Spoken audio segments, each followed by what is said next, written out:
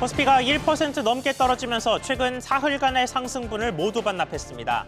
미국에선 뉴욕 증시를 이끌었던 엔비디아와 애플, 테슬라 등이 일제히 하락했습니다. 내년 최저임금이 1,030원으로 결정되면서 사상 처음으로 10,000원을 넘겼습니다. 다만 새벽까지 이어진 회의에서도 노사가 합의하지 못해 정부 측 위원회 개입으로 최저임금이 결정됐습니다.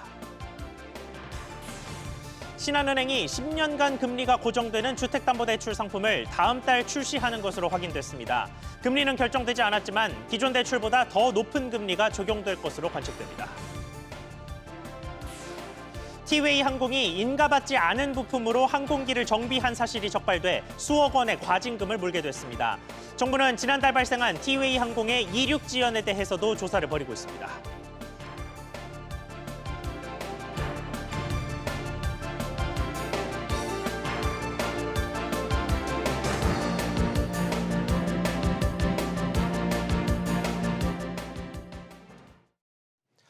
여러분 안녕하십니까? 경제 브리핑 시작하겠습니다. 국내 증시가 미 증시 하락 여파로 나흘 만에 큰 폭의 조정을 받고 있습니다. 뉴욕에서는 그간 상승세를 이끌었던 빅테크주를 중심으로 하락장이 나타났습니다. 취재기자 연결해 보겠습니다. 조슬기 기자. 네, 조슬기입니다. 네, 오전 증시 분위기 먼저 전해주시죠. 네, 2,900선 돌파를 시도하던 코스피가 또다시 2,800선대 중반까지 밀렸습니다. 코스피는 조금 전 오전 11시 25분 기준으로 1.3% 넘게 떨어진 2,850선에 거래 중입니다. 간밤 뉴욕 증시 급락 직격탄을 맞은 모습인데요. 외국인들이 4,400억 원 넘게 순매도하며 지수를 끌어내리고 있고 기관은 1,100억 원, 개인은 3,200억 원 나란히 저가 매수에 나선 상황입니다. 시가총액 상위주 흐름을 살펴보면 삼성전자와 SK하이닉스가 2% 넘게 하락하고 있고 현대차와 포스코홀딩스 등도 1에서 2%대 하락세를 이어가고 있습니다. 반면 셀트리온이 2% 가까이 오르고 있고 KB금융과 네이버도 소폭 상승하고 있습니다. 코스닥 지수도 미증시 하락 여파에 장 초반 840선대로 밀렸지만 현재 850선 안착을 시도 중입니다. 원달러 환율은 장 초반 하락 출발했지만 현재는 오늘 새벽 마감된 종가보다 3원 넘게 오른 1,370원대 중반에 거래 중입니다. 네, 앞서 뉴욕 증시도 조정을 받았죠. 네, 먼저 다우지수는 어제보다 0.08% 오른 39,700선의 장을 마감했습니다. 반면 S&P 500 지수는 0.88% 내린 5,580선에 기술주 중심의 나스닥 지수는 1.95% 떨어진 18,200선의 장을 마쳤습니다. 이로써 S&P 500과 나스닥 모두 7거래일째 이어온 상승세가 멈췄는데요. 지난달 소비자 물가지수 CPI 상승률이 석 달째 둔화되며 9월 금리 인하 전망이 확산됐지만 대형 기술주인 매그니피센트 7종목이 급락하며 조정을 받았습니다. 5% 넘게 떨어진 엔비디아를 필두로 MS와 애플 등이 2% 넘게 하락했고 테슬라는 무려 8% 이상 급락했습니다. SBS 비즈 조슬기입니다. 내년도 최저임금이 시간당 1,030원으로 결정됐습니다. 제도가 도입된 후에 37년 만에 처음으로 10,000원을 넘어섰는데 반응은 엇갈립니다. 취재기자 연결해서 알아보겠습니다. 이정민 기자.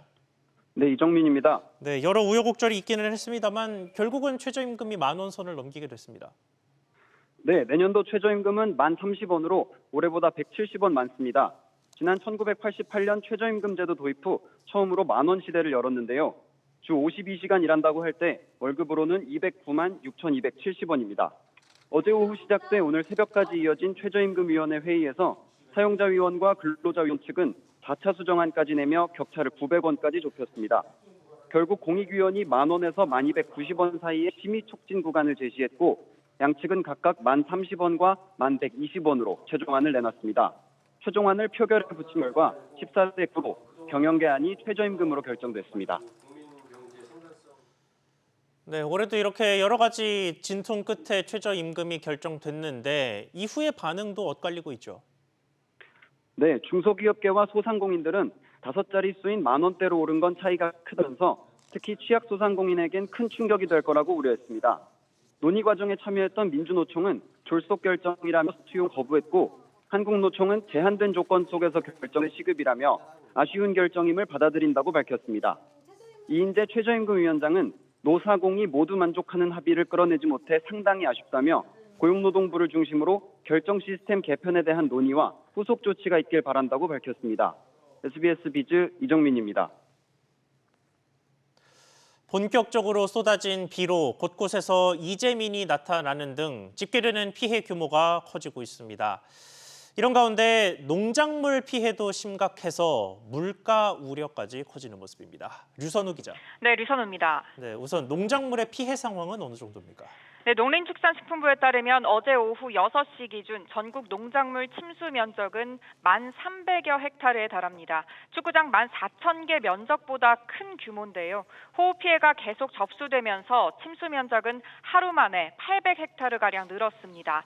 농작물 피해가 가장 큰 곳은 충남으로 7,400여 헥타르가 침수됐고요. 경북과 전북도 1,000헥타르 이상씩 침수됐습니다.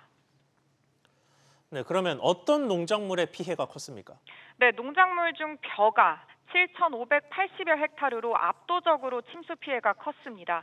뿐만 아니라 콩과 고추를 비롯해 수박과 포도, 참외, 복숭아, 상추, 토마토 농가도 비 피해를 봤습니다. 정부는 지난달 하락했던 채소류 가격이 호우 피해로 다시 들썩이진 않을지 예의주시하고 있습니다. 이미 이달 장마철 들어 배추와 시금치 등 일부 채소 가격이 올랐는데요. 한국농수산식품유통공사에 따르면 어제 기준 상추 100g 소매 가격은 1,233원으로 한 달 새 38%나 뛰었습니다. 농식품부는 이번 침수 피해가 농산물 물가에 큰 영향을 줄 수준은 아니라면서도 채소류를 중심으로 가격이 일시적으로 오를 가능성이 있다고 보고 있습니다. SBS 비즈 류선우입니다. 정부가 석 달째 우리 내수가 회복되고 있다고 판단했습니다. 미국 연준의 베이지북과 같은 정부의 그린북에 담긴 내용인데요. 다만 국책연구기관인 KDI와는 두 달째 판단이 엇갈리고 있는 건데 자세한 내용 짚어보겠습니다. 최지수 기자. 네, 최지수입니다. 네, 먼저 정부가 이번에 발표한 최신 경제 진단부터 짚어보죠. 네, 기획재정부는 7월 경제 동향을 통해 제조업과 수출 호조세의 내수 회복 조짐이 가세하며 경기 회복 흐름이 점차 확대된다고 평가했습니다. 3개월 연속으로 내수는 회복 추세에 있다고 진단을 내린 겁니다. 물가에 대해선 안정 흐름이 이어지고 있다고 봤는데요. 지난달엔 물가 상승세가 둔화되고 있다고 표현을 했었는데 이번엔 직접 물가 안정이라는 단어를 쓴 겁니다. 이외에도 세부 지표에선 소비자 심리지수가 상승 전환했고 건설 투자 지표는 감소로 바뀐 게 전달 진단과 달랐습니다. 네, 그런데 KDI는 경기 개선세가 미약하다고 판단했지 않습니까? 이게 계속 진단이 다르네요. 그렇습니다. KDI는 지난달에 이어 두 달 연속 내수 부진을 직접적으로 언급을 했는데요. 높은 수출 증가세에도 불구하고 내수 회복세는 가시화되지 못하면서 경기 개선세가 다소 미약하다고 표현을 했습니다. 이렇게 양측 평가가 엇갈리는 건 기재부는 경제 진단의 근거가 되는 각종 지표들을 전달과 비교하는 반면 KDI는 1년 전 같은 기간과 비교하기 때문입니다.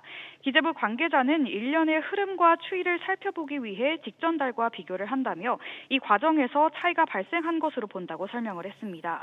또 참고로 정부와 KDI의 올해 경제 성장률 전망은 2.6%로 같다고 부연을 했습니다. SBS 비즈 최지수입니다. 다음 소식입니다. 주택담보대출의 고정금리는 사실 완전한 의미의 고정이 아니라는 점 대출 받아보신 분들은 잘 아실 겁니다. 대형 은행에서는 대부분 5년만 고정되는 대출을 고정금리라고 불렀는데요.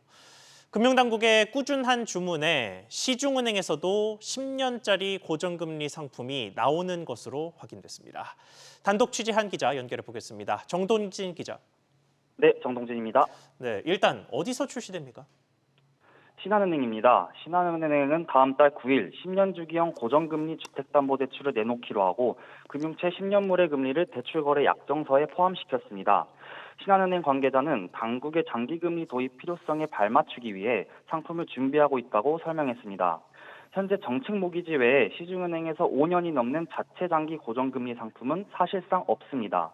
금리 상승기에 이자 부담을 고스란히 대출자가 떠안게 되니 민간에도 장기 고정금리를 늘려야 한다는 게 금융당국의 생각입니다. 때문에 당국은 연초부터 은행들의 고정금리 목표치를 주고 장기 고정금리를 위한 자금 조달이 가능하도록 커버드 본드 시장 활성화 방안을 추진하고 있습니다. 네, 그런 움직임에 신한은행이 제일 먼저 반응한 건데 다른 은행은 어떻습니까? 네, 신한은행 외에 하나은행이 장기 커버드 본드의 발행을 검토 중이고요. 나머지 시중은행들은 장기 고정금리 상품에 대한 구체적인 계획이 아직은 없습니다.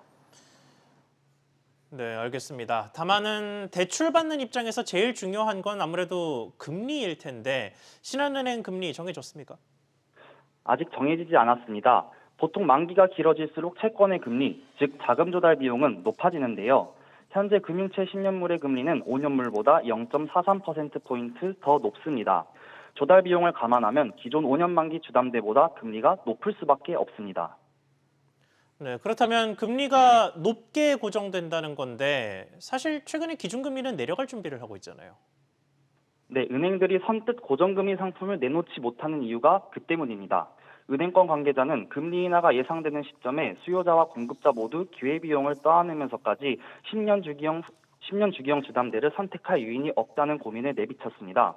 하지만 여전히 금융당국의 고정금리 확대에 대한 의지가 확고하기 때문에 나머지 시중은행들도 어떤 방식으로든 장기 고정형 상품을 내놓을 가능성이 높습니다.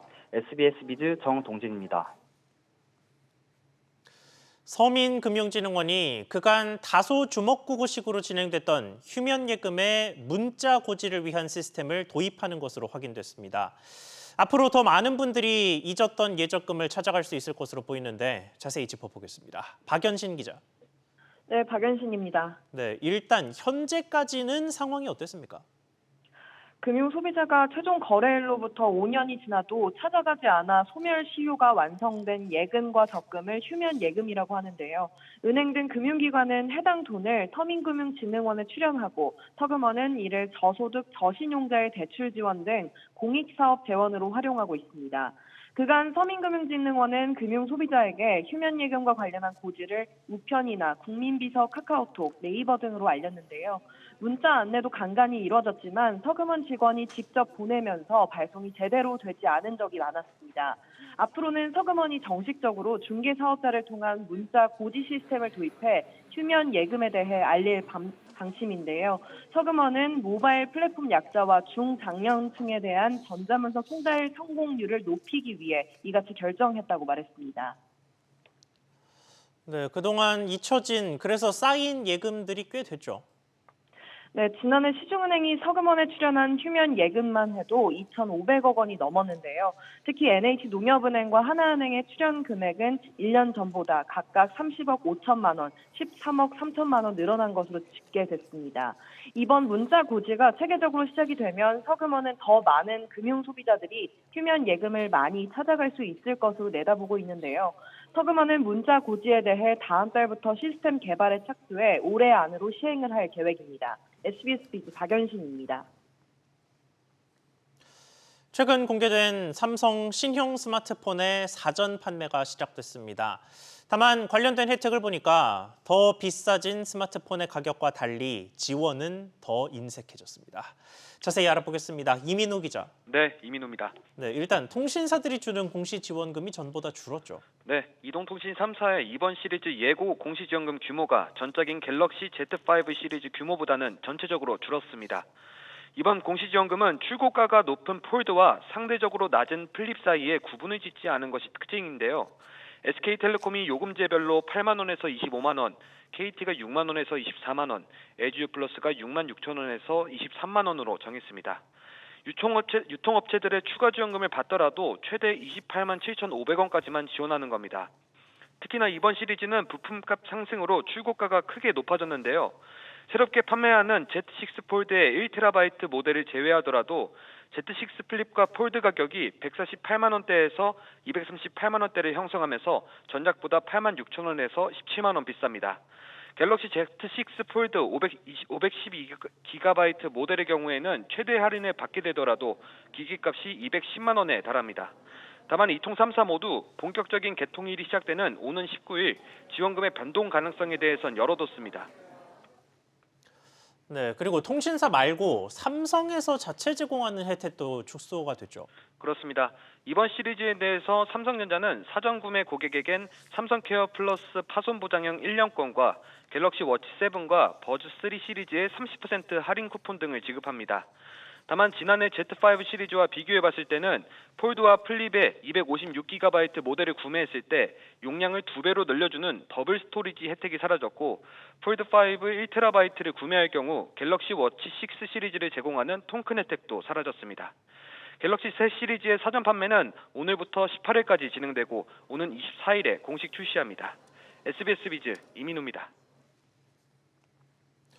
최근 주춤하고 있는 네이버 쇼핑이 새로운 서비스를 준비하는 것으로 확인됐습니다. 고속 성장을 이어가는 쿠팡뿐만 아니라 알리, 테무 등 중국의 공세까지 겹친 상황에서 분위기를 반전시켜 보겠다는 의도로 해석됩니다. 김한진 기자. 네, 김한진입니다. 네, 일단 어떤 서비스가 준비되는 겁니까? 네, 네이버가 특가템이라는 새로운 상표를 출원하는 것으로 확인됐습니다. 출원 시점은 지난 2월인데 네이버가 쇼핑 서비스 라인업에 추가하거나 기존 서비스를 리브랜딩하는 차원에서 준비 중인 것으로 파악됩니다. 검색 점유율은 구글에, 사용 시간은 유튜브에 크게 밀리는 상황에서 쇼핑까지 뒤처지면 안 된다는 위기의식을 갖고 이번 특가템 서비스 론칭을 준비하는 것으로 분석됩니다. 네이버는 지난 4월 기존 5개 사내 독립기업을 12개 전문 조직으로 개편하면서 광고와 쇼핑 등의 전문성을 세분화해 새로운 사업 기회를 선제적으로 발굴하겠다고 밝힌 만큼 이번에 신규 론칭을 준비하는 쇼핑 서비스도 AI와 데이터, 검색 등 네이버 핵심 기술을 반영하는 방식으로 구체화할 전망입니다. 네, 최근에 네이버 쇼핑이 조금 주춤하는 분위기죠. 그렇습니다. 네이버 쇼핑은 최근 쇼핑 플랫폼 경쟁 심화에 맞닥뜨리면서 고전하고 있는데요. 지난해 1분기 거래액이 12조 2천억 원으로 전분기보다 2천억 원 빠졌습니다. 분기 기준 처음으로 거래액이 줄어드는 흐름으로 돌아선 겁니다. 또 쿠팡이 1분기에 지난해보다 30% 가까이 불어난 15조 원 규모의 거래액을 기록하며 여전히 승승장구하는 가운데 알리와 테무 등 중국 기업의 득세까지 겹친 영향으로 풀이됩니다. SBS 비즈 김한진입니다. 티웨이 항공이 국토교통부로부터 과징금 처분을 받게 됐습니다. 앞서 국토부는 티웨이 항공이 인가받지 않은 부품을 사용한 정황을 찾아내고 조사를 진행해 왔는데요. 국토부는 티웨이 항공에 대해서 행정처분을 결정했습니다. 신채연 기자. 네, 신채원입니다. 네, 먼저 내용 구체적으로 전해주시죠. 네, 국토부는 지난달 말 행정처분 심의위원회를 열고 티웨이 항공의 미인가 부품 사용에 대해 과징금을 부과하기로 결정했습니다. 업계에 따르면 이런 경우 통상 과징금 4억 원에서 6억 원이 부과됩니다. 앞서 국토부는 지난해 12월부터 티웨이 항공의 부품 관리와 기체 수리, 정비 체계에 대한 특별 점검에 나섰는데요. 국토부는 이 과정에서 티웨이가 항공기 냉난방 역할을 하는 공기 조화 장치를 인가받지 않은 부품으로 정비한 흔적을 포착하고 조사를 진행해 왔습니다. 국토부가 조사 결과 법 위반이라고 보고 행정처분을 결정한 건데 과징 금액 등 처분이 변동될 가능성도 있습니다. 아직 청문 절차가 남아있고 항공사가 이의를 제기할 경우 2차 행정처분 심의위원회가 열리게 됩니다. 네, 또 이와 별개로 최근에 티웨이 항공기가 제 시간에 출발하지 못하는 일도 있었잖아요. 네, 지난달 13일 티웨이 항공의 오사카행 항공기 출발이 11시간 지연되면서 승객들이 불편을 겪은 바 있는데요. 국토부는 이 건에 대해서도 티웨이 항공이 사전에 인가받은 정비 규정을 준수했는지 사업 계획을 위반한 내용은 없는지 조사 중입니다. 국토부는 항공기 교체, 정비 과정에서 규정 위반이 확인되는 경우 엄중 처벌한다는 계획입니다. 티웨이 항공이 유럽 노선을 늘리는 등 사업 규모 확대에 속도를 내고 있지만 잇따라 안전, 지연 문제가 불거지면서 장거리 운항 능력에 대한 우려도 커지고 있습니다. SBS 비즈 신채원입니다. 경기 침체 속에 서민들의 급전길까지 좁아지면서 불법 사금융이 기승을 부리고 있습니다. 이런 문제에 취약한 고리가 대부 중개 플랫폼에 있다는 게 금융당국의 진단인데 이에 제도권에서 플랫폼을 직접 운영하는 방안을 검토하고 있습니다. 김성훈 기자. 네, 김성훈입니다. 네, 구체적으로 어떤 방안입니까? 네, 금융당국과 대부업계는 TF를 통해 다양한 대부업제도 개선 방안을 논의하고 있는데요. 불법 사금융 근절 방안의 일환으로 공신력을 갖춘 대부협회가 대부중개 플랫폼을 직접 운영하는 방안도 검토 중입니다. 현재 민간 차원에서도 등록 대부업체에 대출 상품을 소개 추천하는 대부중개 플랫폼들이 있는데요. 하지만 불법 사금융의 허점을 노출하고 있습니다. 소비자들이 대출 문의 글을 올리면 업체들이 답글을 다는 식으로 연결이 되는데 개중에는 마치 등록 대부 업체인 것 마냥 불법 사금융업자들이 접근해서 피해로 이어지고 있다는 판단입니다. 최근 적발된 불법 사금융 일당은 연 36,500%의 살인적인 이자로 논란이 되기도 했습니다. 이에 대표 법정협회의 운영 관리를 통해 불법 사금융 피해를 차단하려는 겁니다. 네, 다만 이것 말고도 과거에도 다양한 시도들이 있었죠. 네, 일례로 우수대부업체에 한해 핀테크 업체의 대출 비교 플랫폼 입점을 허용하면서 접근성과 투명성 제고 효과를 노리기도 했는데요. 하지만 1, 2금융권 대출에 비해 금리 경쟁력이 떨어지는 등 현실적인 제약에 입점이 쉽지 않은 상황입니다. 논의가 진행 중인 대부중개 플랫폼 역시 업체 선별 기준과 운영 재원 등 아직은 풀어야 할 과제가 많습니다. 금융위는 아직은 의견 수렴 단계로 다양한 방안을 검토 중이라고 밝혔습니다. SBS 비즈 김상훈입니다. 오는 10월 실손보험 청구 전산화 제도 시행을 앞두고 중개기관인 보험개발원이 예비 테스트를 확대합니다. 또 소비자들의 원활한 창구를 돕기 위해서 콜센터도 운영됩니다. 엄하은 기자. 네, 엄하은입니다. 네, 전반적으로 실손 청구 전산화 시행을 위한 막바지 작업이 한창입니다. 네, 보험개발원은 실손 의료보험 청구 전산화 시스템 구축 확산 사업 참여 기관을 오늘 모집 선정합니다. 참여 대상은 요양기관과 상용 전자의무기록 EMR 솔루션 제공사입니다. 선정된 기관은 서버 설치와 프로그램 간 사용되는 정보값, API 개발 등을 하고 오는 8월 말 전송된 기관인 보험개발원간 서류 전송 시스템의 연계 테스트에 들어갑니다. 실손보험은 연간 약 1억 원건을 초과하는 보험금이 청구되고 있지만 복잡한 청구 절차로 소비자 불편이 이어지고 있는데요. 이에 따라 정부는 소비자가 전송된 기관을 거쳐 전산 청구가 가능하도록 보험업법을 개정해 오는 10월 25일 실손보험 청구 간소화 제도를 병원급 이상에서 우선 시행하기로 했습니다. 네, 그리고 소비자 편의를 위해서 콜센터도 운영된다고요. 네, 전송 대행 기관인 보험개발원은 실손 청구 관련 소비자 문의를 해결하기 위한 콜센터를 운영할 예정입니다. 보험개발원은 최근 실손24 콜센터 시스템 구축을 위한 전화외선 도입 관련 공개 입찰을 시작했습니다. 보험개발원 관계자는 콜센터 운영을 위한 전화망 확보 단계라고 설명했습니다. SBS 비즈 엄하은입니다. 의료 공백 상황 짚어보겠습니다. 오늘부터 고려대병원도 휴진 대열에 합류합니다. 이런 가운데 정부의 전공의 유화책에도 불구하고 복귀 움직임은 뚜렷하게 나타나지 않고 있습니다. 서주연 기자. 서주연 기자. 서주연입니다. 네, 서주연입니다. 네, 대형 병원들의 진료 축소가 계속 이어지고 있네요. 네, 그렇습니다. 세브란스병원, 서울 아산병원에 이어 고대 의료원도 오늘부터 응급 중증 환자를 제외한 일반 진료 환자를 대상으로 무기한 자유 휴진에 들어갑니다. 1, 2차 병원에서 진료가 가능한 경증 환자는 그쪽으로 연계를 하고 응급 중증 환자는 정상적으로 진료를 한다는 방침입니다. 오는 26일에는 충북대병원도 무기한 휴진을 시작합니다. 앞서 병원들은 정부에 건강보험 급여를 미리 달라고 요청을 했었는데요. 정부는 무기한 휴진에 나선 병원에 대해서는 이 선지급을 보류하기로 했습니다. 또 전공의들의 사직이냐 복귀냐를 결정할 최후 통첩이 시작됐다고요. 네, 빅5 병원들은 오는 15일까지 복귀할지 사직할지를 확인해달라는 문자 메시지를 어제 전공의들한테 보냈습니다. 답장이 없거나 복귀하지 않으면 복귀할 뜻이 없는 것으로 간주해 자동 사직 처리할 예정입니다. 전공의들의 재취업 시점을 결정할 사직 시점에 대한 문제에 대해서도 정부는 6월 4일 이후로 사직 처리한다는 방침을 유지한다고 밝혔습니다. SBS 비즈 서주연입니다. 안마의자와 마사지기 등의 소비자 피해가 꾸준히 발생하고 있다며 소비자원이 주의를 당부했습니다. 소비자원에 따르면 지난 2021년부터 올해 1분기까지 접수된 관련 피해 구제 신청 1000여 건 중 안마의자가 508건으로 가장 많았고 마사지기와 보청기가 뒤를 이었습니다. 품질과 하자 관련 민원이 많았는데 소비자원은 의료 용구의 효과가 개인차를 보일 수 있는 만큼 미리 체험해보거나 다른 사람의 후기를 충분히 확인하라고 당부했습니다.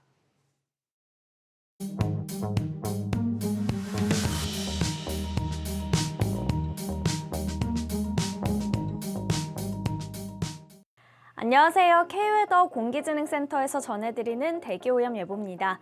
미세먼지 실황을 보시면 중부지방 곳곳은 공기질 한때 나쁨 단계를 보이지만 전국 대부분 지역이 보통 수준을 나타내고 있습니다.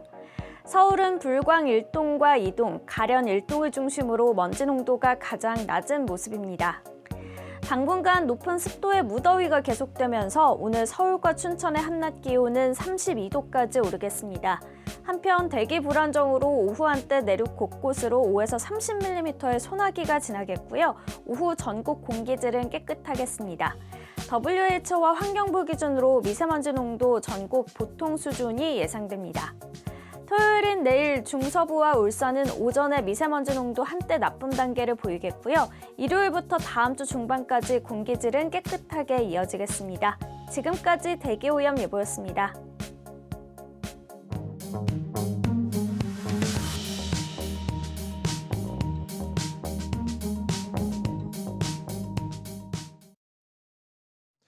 오늘 저희가 준비한 소식 여기까지입니다. 저희는 주말 지나 다음 주 월요일 오전 11시 30분에 돌아오겠습니다. 시청해주셔서 고맙습니다.